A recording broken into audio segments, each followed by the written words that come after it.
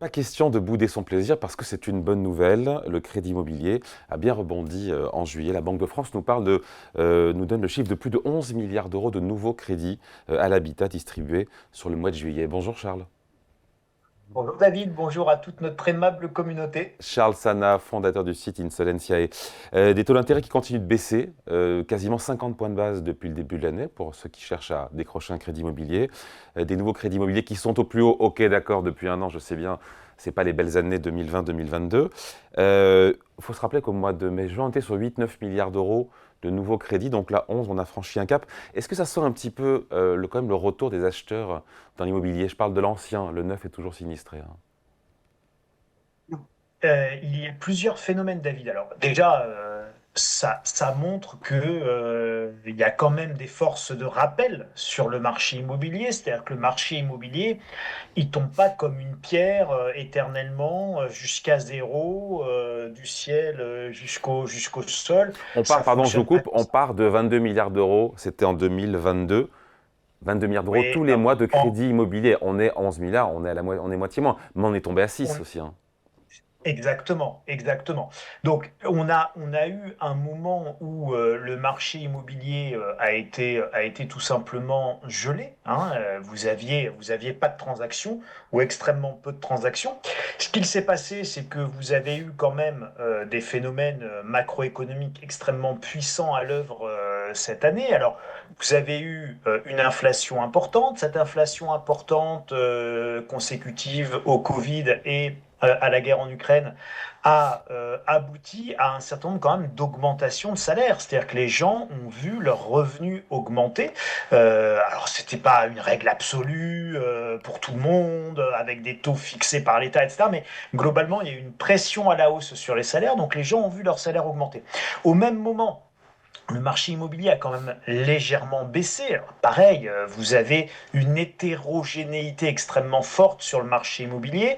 C'est-à-dire qu'aujourd'hui, un bien classé A ou B au DPE, bah, évidemment, il ne décote pas vraiment.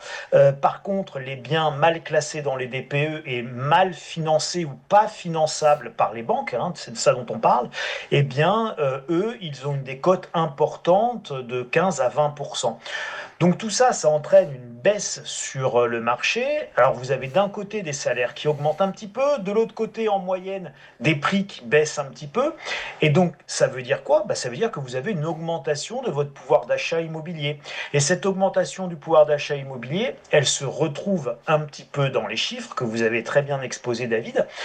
Attention cependant à ne pas non plus oublier l'effet saisonnalité, c'est-à-dire que les mois de mai, juin, juillet sont les mois où c'est à ce moment-là que là, c'est la saison des déménagements et c'est là que les crédits octroyés sont en plus grand nombre. Et puis après, ça décroît gentiment septembre, octobre, novembre, décembre, janvier, février. Mars sont les mois les plus faibles Hmm. après en termes de crédit Donc immobilier ça et veut puis dire on que, repart à la hausse. ouais, donc ça veut dire, Charles, que ceux qui disent qu'il y a une accélération de la reprise du crédit immobilier parce que le point bas était en mai-juin à 8 et quelques ou 7 milliards d'euros de nouveaux crédits mensuels, on va un petit peu vite, ça demande confirmation. Oui, ça demande confirmation. Normalement, on va avoir cet effet saisonnalité qui est quasiment, enfin voilà, qui est historique. Donc de toute manière, on aura un petit peu moins de crédits immobiliers accordés dans les mois qui viennent. Mais néanmoins, ce qui va être intéressant, c'est de les comparer par rapport à ces mêmes mois de l'année dernière et de l'année d'avant encore. Donc on peut quand même avoir même dans la baisse des taux, dans la baisse faciale de ces octrois de crédit immobilier, on peut avoir une hausse par rapport à l'année précédente, ce qui confirmera effectivement une reprise. Moi, Hmm. cette reprise, d'une manière très observationnelle et empirique, elle m'est relativement confirmée par ce que je vois, par ce que j'entends, par ce que me disent les agents immobiliers, que ce soit en province, en région ou en Île-de-France. Donc, ce qu'on voit dans les chiffres est un véritable phénomène. Il y a un certain nombre de gens qui sont repassés à l'achat. Ces gens qui sont repassés à l'achat sont extrêmement majoritairement, pour pas dire quasi exclusivement, des ménages dont le besoin est la résidence principale. Autre phénomène dont on n'a pas parlé, David, c'est qu'avec l'augmentation majeure, notamment des taxes foncières, eh bien, vous avez une hausse vous avez évidemment une hausse des loyers, et vous avez également une raréfaction des biens mis en location, puisqu'il n'y a plus de construction neuve, ce qui veut dire que quand on veut se loger, et si on a les moyens de se loger, il redevient pour certains ménages plus facile d'acheter que d'être locataire. Donc là aussi, vous avez un phénomène qui est très très fort, qui tourne autour de ce que je viens de vous décrire là. Euh, Beaucoup moins de construction neuve, raréfaction de l'offre en termes locatifs, une augmentation du pouvoir d'achat pour certains ménages, qui donc repassent à l'achat pour un besoin essentiel qui est le logement, et ils n'ont pas de choix sur le marché locatif. Attention, les investisseurs... Pardon, excusez-moi David. Non, mais c'est intéressant, mais après je me dis, mais quelle est la nouvelle normalité en matière de distribution de crédit? Parce qu'on se dit, le robinet a été fermé l'an dernier, puis en même temps la demande n'était pas présente. Là, de nouveau, il y a eu du pouvoir d'achat immobilier qui a été gagné. Encore une fois, 50 points de base de baisse de taux pour les souscripteurs au nouveau crédit immobilier. Certains disent il ne faut pas viser à revenir comme en 2022, où on avait plus de 20 milliards d'euros mensuels de nouveaux crédits immobiliers. Quelque part, c'est une exception, ce n'est pas ça la norme. Quelle est la nouvelle normalité? Alors la nouvelle normalité, elle est aujourd'hui très difficile à définir, et la question super intéressante, et le débat, on pourra en parler pendant des heures, mais si on veut essayer d'apporter quelques éléments de réponse et d'analyse à cette question, David, vous n'avez pas d'investisseurs aujourd'hui sur le marché immobilier. Vous avez vu, il y a plus de neuf qui se construit. Enfin, le neuf est vraiment très, très abîmé, très, très sinistré. C'est pas qu'il y en a plus, mais il y en a vraiment, vraiment beaucoup moins. On est notamment sur la maison individuelle, c'est une catastrophe absolue. On a encore du collectif, mais le collectif est très compliqué aussi. Donc, on se retrouve avec tous les investisseurs qui sont partis.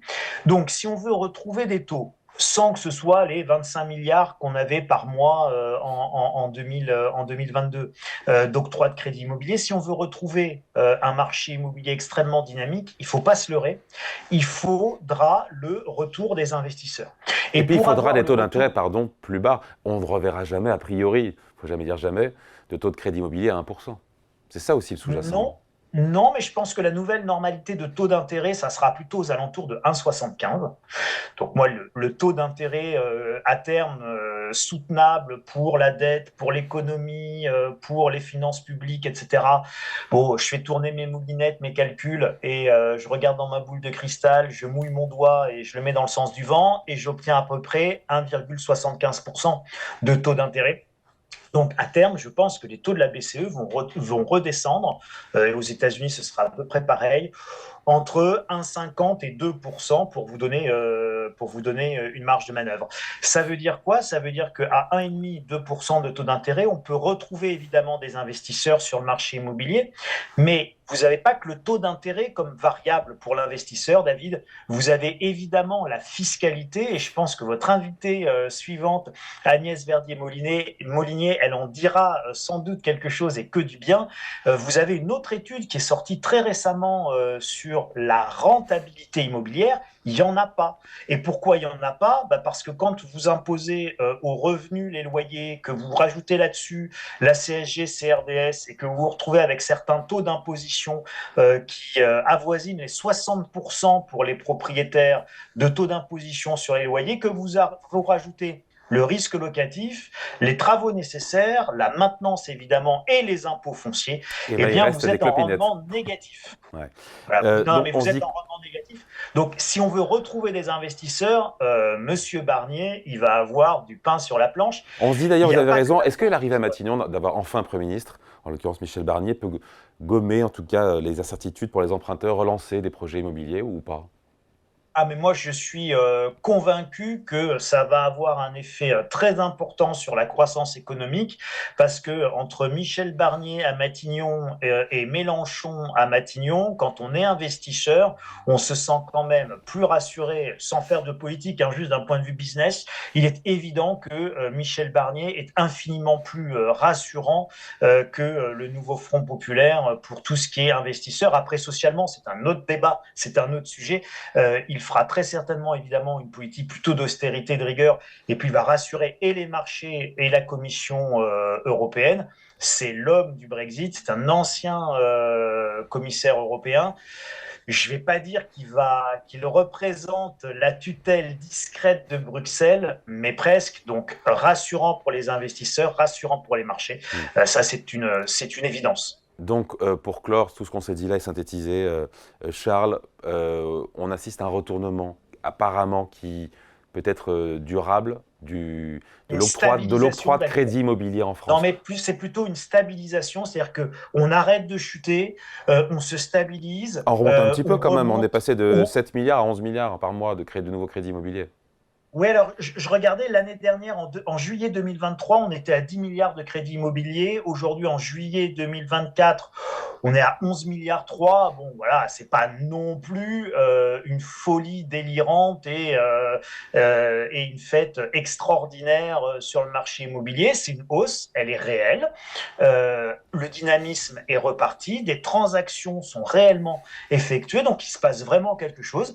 Je dirais que là, on peut dire qu'à défaut d'une reprise fulgurante, on est en tout cas sur une vraie stabilisation avec une chute qui a été enrayée et plutôt un comportement positif du marché qui va devoir se confirmer dans les mois qui viennent. Mais on reste effectivement sur des niveaux qui sont bien inférieurs aux plus hauts que nous avons vécu. Donc, on est loin, loin, loin d'être sur un marché immobilier complètement normalisé.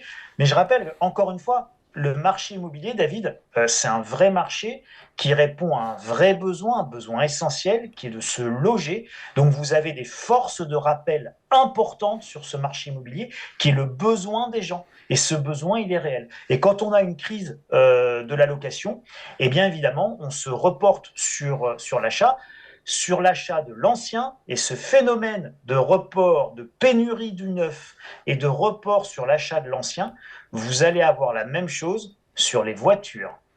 Voilà, on en fera une émission ensemble une prochaine fois. Le Avec temps grand nous plaisir, manque. on parlera de la future pénurie de voitures. De la Neuve. voiture. Merci beaucoup. Point de vue signé Charles Sana, fondateur du site Insolencia. Merci Charles, salut, bonne semaine. Merci David.